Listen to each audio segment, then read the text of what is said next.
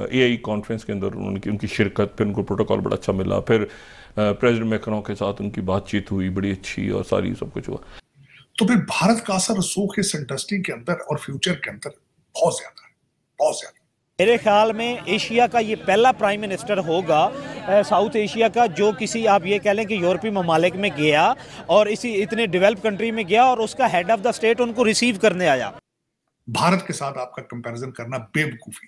President Macron ने France का protocol Modi साहब के लिए तोड़ दिया और वो स्पेशली मोदी साहब को ड्रॉप करने गए क्योंकि मोदी साहब निकल पड़े हैं जी ट्रम्प से मुलाकात के लिए। फिर वहां उन्होंने स्पीच दी, उसमें सबसे बड़ी बात यह थी कि उन्होंने इंग्लिश में स्पीच दी, जो कि मोदी साहब अक्सर नहीं देते। तस्वीर मैंने पहली जो तस्वीर देखी जिसमें मोदी साहब दरमियान में बैठे थे, एक साइड पे मैक्रोन थे और दूसरी साइड पे यूनाइटेड नेशन के सेक्रेटरी जनरल थे। एक तस्वीर मैंने ये देखी, आप उससे अंदाजा लगाएं उनका को-चेयर करना इस समिट को। फिर उसके बाद ये कि दूसरी तस्वीर में बताना चाहूंगा कि हमारे जेडी वाइस बैठे हैं उनके साथ और साथ उषा बैठे हैं उनके साथ। भारत का इस वक्त अगर देखा जाए तो कटिंग एज टेक्नोलॉजी में भारत का कद काट देखा जाए इस वक्त उनकी आर्टिफिशियल इंटेलिजेंस तो छोड़े, जबकि इंटरनेट सारी के अंदर उनकी पार्टिसिपेशन, माइक्रोसॉफ्ट, सुंदर पिचाई अगर देखें वो भी भारत के वो थे वहां बोलने वाले स्पीकर।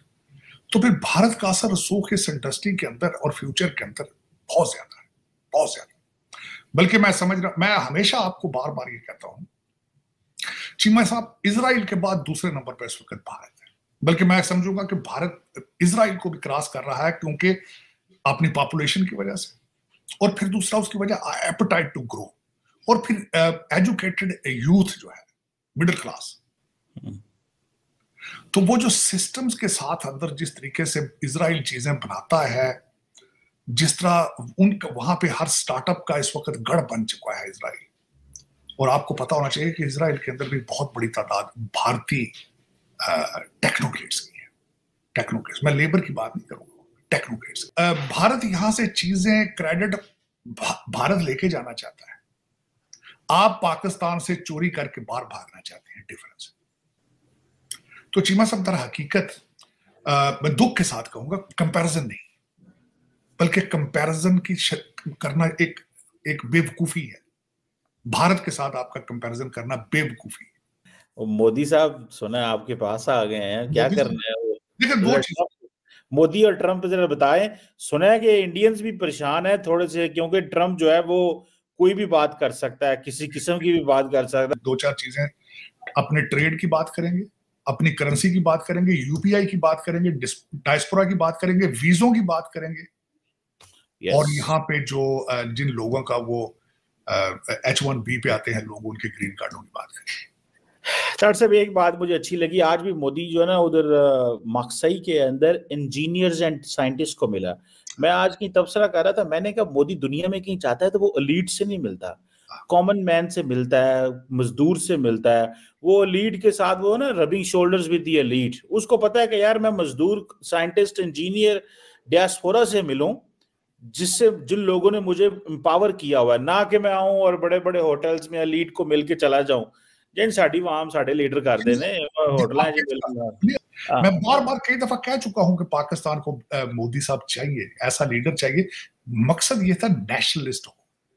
मोदी साहब का कोई फ्यूचर का प्रोग्राम नहीं है कि वहां से भागकर वो लंदन में या फ्रांस में को अपना माल बना रहे हैं। This is part of his agenda. तो ये तभी किया जा सकता है when you are a nationalist. And I respect every person who's sincere with their nation. I respect every person. I love Putin at the same time because he's sincere with his country. The legal action, जिस party का founder ही अपनी seat आ रही है चीमा साहब, वो तो लेकिन ये कि चीमा साहब बीजेपी डिलीवर कर रही है। 27 साल बाद बीजेपी पावर में आई है दिल्ली में, 27 साल बाद। मैं तो खैर चीमा साहब बीजेपी को, मैं तो खैर इंडियन पॉलिटिक्स को बहुत साहब मैं क्या और कहने लगे ने, मैं तो बीजेपी ज्वाइन कर रही लेकिन मेरे बीजेपी में दोस्त बहुत। नरेंद्र मोदी साहब और एमैनुअल मैक्रोन जो है वो एक सेमेट्री में गए जहां पे उन्होंने ये कहा कि जनाब 1 लाख इंडियन फौजी आया था, उसमें से 10,000 फौजी की जानें चले गए।